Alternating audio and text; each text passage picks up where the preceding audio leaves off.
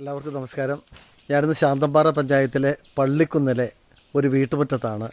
ഏതാണ്ട് 20ഓളം വ്യത്യസ്തമായിട്ടുള്ള പഴവർഗ്ഗ ചെടികൾ ഈ വീട്ടുമുറ്റത്തുണ്ട്. പ്രിയ സുഹൃത്ത് അനുരാജ് ഇടക്കുടിയാണ് ഈ പഴച്ചെടികൾ നന്നായിട്ട് പരിപാലിക്കുകയൊക്കെ ചെയ്യുന്നത്. നമസ്കാരം അനുരാജ്. എന്തൊക്കെയാണ് നമുക്ക് ഇവിടെ വരുമ്പോൾ തന്നെ നമ്മൾ സ്വാഗതം ചെയ്യുന്നത്? ഈ പൂച്ചെടി എന്താ ഇതിൻ്റെ ഒരു പ്രത്യേകത? ഇത് പ്രത്യേക പരിചരണമൊന്നും ഇല്ലാതെ വളരുന്നൊരു ഹൈ റേഞ്ചിലെ കാലാവസ്ഥയിൽ, തണുപ്പുള്ള കാലാവസ്ഥയിൽ വളരുന്നൊരു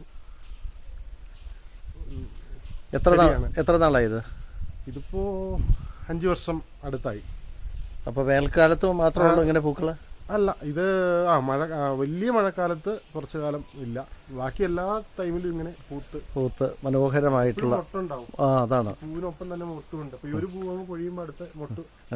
അപ്പോൾ ഈ പൂച്ചെടികളുടെ ഒപ്പം തന്നെ പഴവർഗ്ഗ ചെടികളും ഫലവൃക്ഷങ്ങളും ഉണ്ട്. ഈ കാണുന്നത് എന്താണ്? അത് അബിയു. എത്ര വർഷം ഇത് കായ്ച്ചിട്ടുണ്ടോ? ഇതിപ്പോ 2 വർഷം ഇത് കായ്ച്ചു. ഇപ്പൊ പൂവിട്ടിട്ടുണ്ട്. പൂവുണ്ട് അല്ലേ?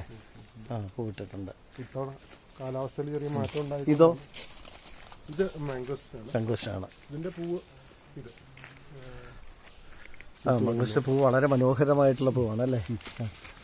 ഇതൊരു 8 വർഷം പഴക്കമുള്ള ചെടി മരമാണ്. കായ്ച്ചു തുടങ്ങിയിട്ട് എത്ര നാളായി? ഇത് കായ്ച്ച് തുടങ്ങിയിട്ട് ഇപ്പൊ ഒരു 2 വർഷം കഴിഞ്ഞു ആയിട്ടുള്ളൂ. പിന്നെ ഇങ്ങോട്ടേക്ക് നോക്കുമ്പോൾ സപ്പോട്ട അല്ലേ? ഇത് ബനാന സപ്പോട്ട എന്നതിലാണ്. സാധാ സപ്പോട്ട അല്ല, ബനാന സപ്പോട്ട. എന്താ അതിന്റെ പ്രത്യേകത? അത് സപ്പോട്ട കായ്ക്ക് ഇച്ചിരി വലിപ്പം കൂടുതലുണ്ട്. അതോടൊപ്പം തന്നെ ഇത് മച്ചുറായി കഴിയുമ്പോൾ ഇച്ചിരി നീണ്ടു വരും, ബനാനയുടെ ഒരു ചെറിയ ആകൃതി. ശരി.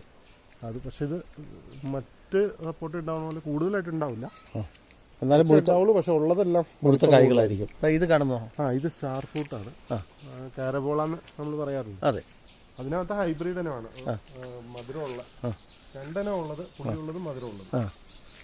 ഇതിപ്പോ മധുരമുള്ള ഇത് കായ്ച്ചിട്ട് അധികം നാളായോ? ഇത് കായ്ച്ചിട്ട് ഇപ്പൊ ഇത് 2 വർഷം മേളിലായി. അത് ശരി. ഇതിനൊരു 4 വർഷം പഴക്കമുണ്ട്. 2ാം വർഷം പോലെ തുടങ്ങിയിട്ടുള്ളൂ പൂക്കാലമാണ് ശരിക്കും. ഇനി നമ്മൾ വീടിന്റെ മുറ്റത്തേക്ക് ചെല്ലുമ്പോഴും ഇത്തരത്തിലുള്ള പഴവർഗ്ഗ ചെടികൾ ധാരാളം ഉണ്ട്. ഇതെന്താണ്? കിളിഞ്ഞാവൽ. സീസൺ കഴിഞ്ഞ് ഒരു സീസൺ കഴിഞ്ഞു. പക്ഷികൾക്ക് ഭക്ഷണമാണ്. ഇത് ഷുഗർഞ്ഞാവൽ എന്നൊക്കെ അറിയപ്പെടും. ഇത് ഇസ്രായേൽ ഓറഞ്ച് എന്ന് പറഞ്ഞൊരു. ഇതിന്റെ പ്രത്യേകത എന്ന് വെച്ചാൽ ഇത് ഈ തൊലിയോട് കൂടി കഴിക്കാം. ശരി. തൊലിക്ക് മധുരമാണ്. അകത്ത് സീഡുണ്ട്, ആ സീഡിന് മാത്രം ചെറിയൊരു കയ്പ്. ബാക്കി ഞാൻ തുടങ്ങിയിട്ടുള്ളൂ. ഇപ്പൊ പൂക്കാല. എന്തോരം വലിപ്പം വയ്ക്കും? ഇത് ഒരു നെല്ലിക്കയുടെ അത്രയും. പിന്നെ ഇങ്ങോട്ട് നീങ്ങിയാൽ ഇത് വൈറ്റ് ഞാവലോ. വൈറ്റ് ഞാവലിന്റെ കളർ വൈറ്റ് ആയിരിക്കും. പിന്നെ നമ്മുടെ സാധാരണ ഞാവലിന് ചവർപ്പുണ്ടല്ലോ, ഇതിന് ചവർപ്പ് ഉണ്ടാവില്ല. ഇതിപ്പോ പൂക്കേണ്ട സമയമായി. ഇതാണ് പൂക്കും. ഇത് കിലോപേര.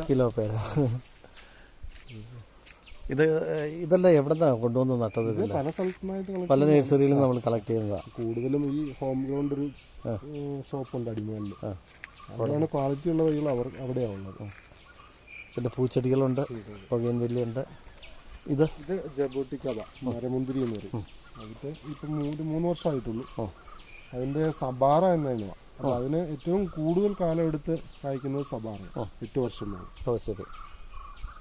അത് പുലാസാൻ ഇപ്പൊ കാച്ചിട്ട് 3 വർഷമായി കായ്ക്കാൻ തുടങ്ങിയിട്ട്. നട്ടിട്ട് എത്ര നാളായി? നട്ടിട്ട് ഇപ്പൊ ഒരു 7-8 വർഷമായി. ഇടും വളരെ മധുരതരമാണ് പുലാസാൻ. പക്ഷെ ഇതിനൊരു പ്രശ്നം എന്ന് പറഞ്ഞാൽ ഇതിനൊരു 2 തൈ വേണം, അപ്പോഴാണ് ഇത് കൂടുതൽ കായ്ക്കുള്ളൂ. അല്ലെങ്കിൽ ഇതിനകത്ത് ഇപ്പോൾ ഒരു 50% നമുക്ക് ഫലമില്ലാതെ പോകും. ഇവിടെ വേറെ 2 തൈ ഉണ്ടോ? ഇല്ല, ഇത് ഒറ്റ തൈ. ബാക്കി നട്ട് ചെറുതാണ്. അപ്പോൾ എല്ലാവരും പറയാറുണ്ട് അങ്ങനെ 2 തൈ ഉണ്ടെങ്കിൽ സമൃദ്ധമായിട്ട് കായ ഉണ്ടാവുന്നുള്ളത്. ഇതാണ് ഡ്രാഗൺ ഫ്രൂട്ട്.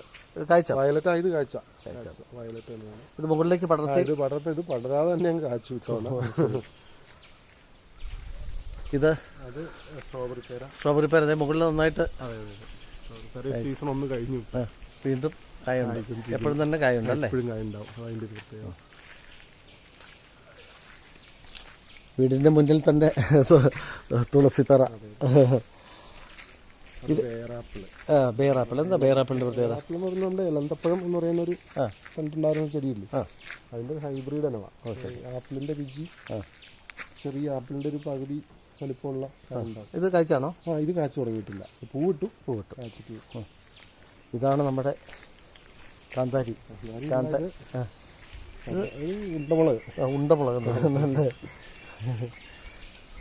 ഇതെപ്പോഴും തന്നെ മുളക് ഉണ്ടാവുന്നല്ലേ? ഇതോ?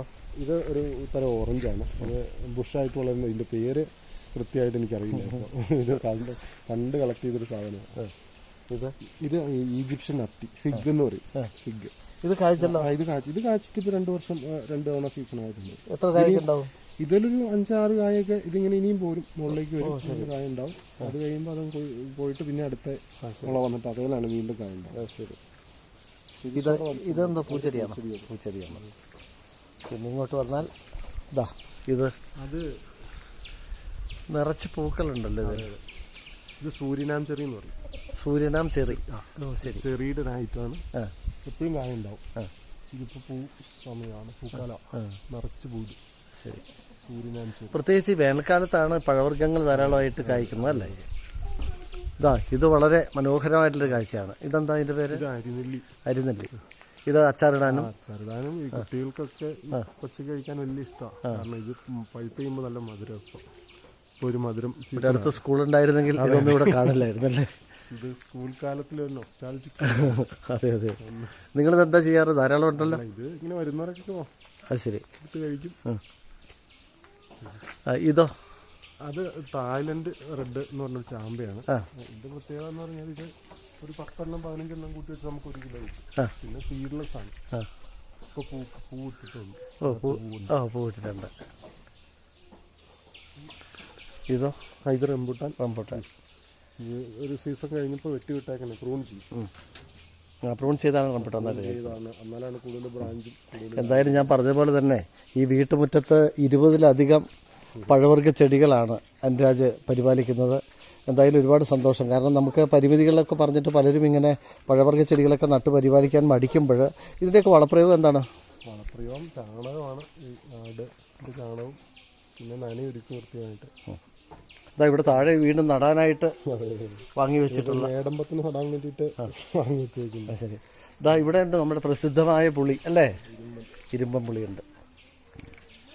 അപ്പോൾ എന്തായാലും പഴവർഗ്ഗങ്ങൾ കൊണ്ട് അതോടൊപ്പം തന്നെ ഫലവർഗ്ഗ വിളകൾ കൊണ്ട് പൂച്ചെടികൾ കൊണ്ട് മനോഹരമാണ് അനുരാജ് ഇടക്കുടിയുടെ വീട്ടുമുറ്റം. അതാണ് ഇന്ന് പ്രേക്ഷകരെ പരിചയപ്പെടുത്തിയത്.